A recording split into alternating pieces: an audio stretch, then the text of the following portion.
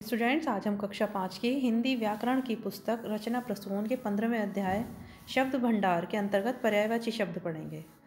पर्यायवाची शब्द जैसा कि आप जानते हैं समानार्थी शब्दों को ही कहते हैं। तो समान अर्थ का बोध कराने वाले शब्दों को समानार्थी या पर्यायवाची शब्द कहते हैं। जैसे अमृत को सुधा, पीयूष, अमीय, सोम इत्यादि भी कहा जाता है। तो ये सभी शब्द अमृत का ही अर्थ बता रहे हैं। उसी तरह आकाश को अंबर, गगन, नभ व व्योम भी कहते हैं। आग को अग्नि, अनल, ज्वाला, पावक इत्यादि भी कहा जाता है। उसी तरह कपड़ा को चीर, वसन, पट, वस्त्र, अंबर सभी कपड़े को कहा जाता है। उसी तरह कमल को पंकज, नीरज, राजीव, कमल इत्यादि भी कहा जाता है।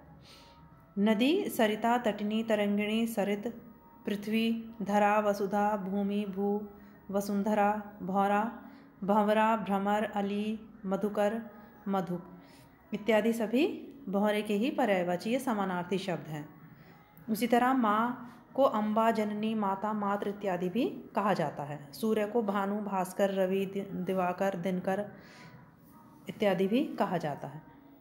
तो इस प्रकार आपने समझा कि समान अर्थ बताने वाले शब्दों को पर्यायवाची या समानार्थी शब्द कहते हैं। अब इस पाठ से संबंधित प्रश्नों के और अतिरिक्त प्रश्नों के उत्तर।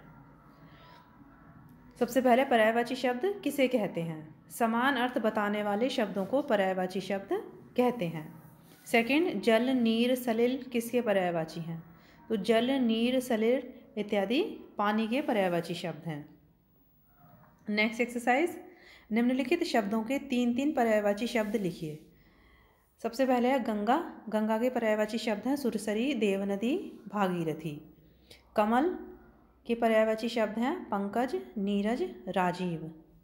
बिजली के पर्यायवाची शब्द हैं चपला, दामिनी, चंचला। नेक्स्ट एक्सरसाइज, समान अर्थ वाले शब्दों को मिलाइए।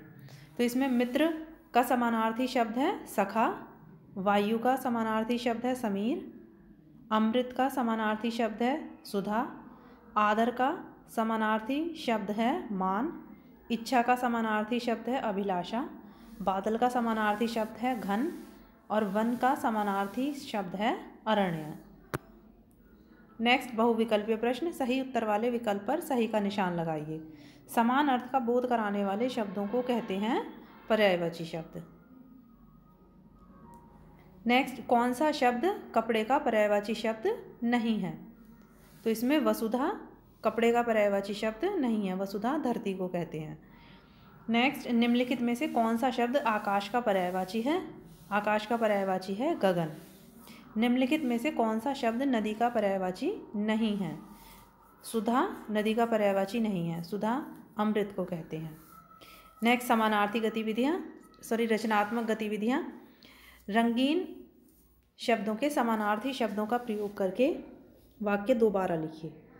फर्स्ट सेंटेंस है आकाश में बिजली चमक रही है। तो इसमें आकाश और बिजली के समानार्थी शब्द लिख रहे हैं। तो गगन में चपला चमक रही है। नेक्स्ट, जंगल में आग दहक रही है, जंगल में अग्नि दहक रही है। वायु बहुत तेज़ चल रही है, हवा बहुत तेज़ चल रही थी। तो आशा करती हूँ कि आपको यह पाठ समझ में आ गया होगा।